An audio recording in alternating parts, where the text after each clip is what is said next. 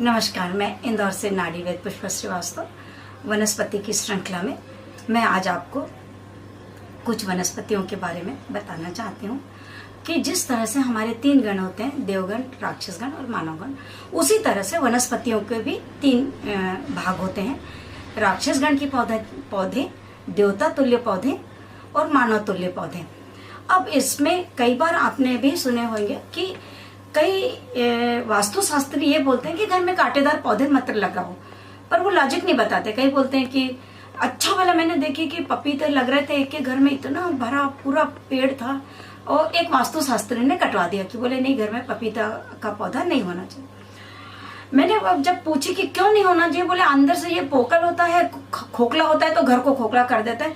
मुझे उनका लॉजिक सही नहीं लगा। जहाँ तक मैं बचपन से ही वनस्पतियों से जुड़ी हुई हूँ, तो मैं बताना चाहती हूँ कि आज आप अगर साउथ में जाते हैं तो उधर आपको सबके घर में आगे एक नागफनी का पौधा दिखता है। ये देखिए, इस तरह से नागफनी का पौधा घर में सबके फिटकरी नागफनी लटकी ही होती है सबके घर के आंगन में। तो जब ये राक्षसगण का पौधा घर के सामने लगाते हैं तो मुझे लगता है कि ये वाकई सही है। जहाँ तक मैं तो खैर हमेशा ही बोलती हूँ कि साउथ का जो हमारा कल्चर है वो असली भारतीय कल्चर है। देवता तुल्य पौधे होते हैं जिसको हम बड़, पीपल, बरगद, तुलसी बहुत बोलते हैं। मानव तुल्य पौधे जो होते हैं वो होते हैं फलदार पौधे, अनाज के पौधे। एक बात आपको बताना चाहती हूँ कि ये पौधे आपको आशीर्वाद तो देते हैं और गलत अगर इनका उपयोग किया जाए तो इनका श्राप भी लगता है।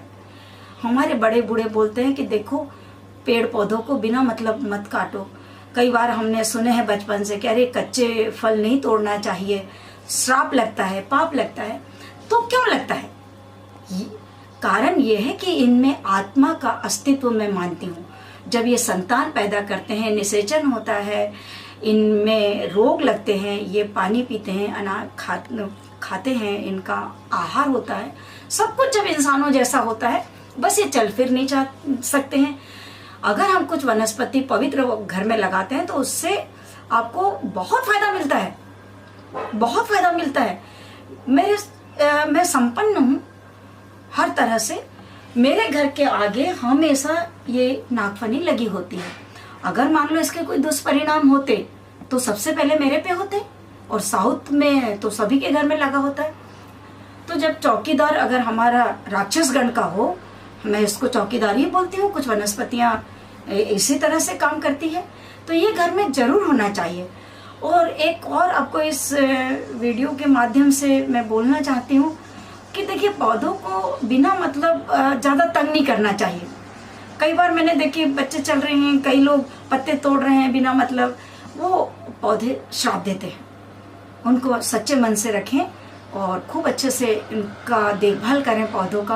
आप बात भी करें, अब तो मेडिकल साइंस ने भी बता दिया है कि पौधे सुनते भी हैं, संगीत लगा दिया जाता है।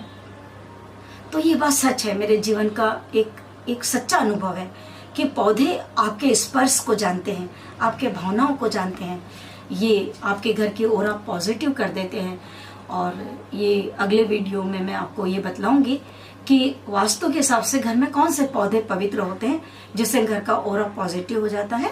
नमस्कार, और भगवान धन्वंतरी आपको सदैव निरोगी रखे और स्वस्थ रखे, यही मेरी शुभकामनाएं हैं।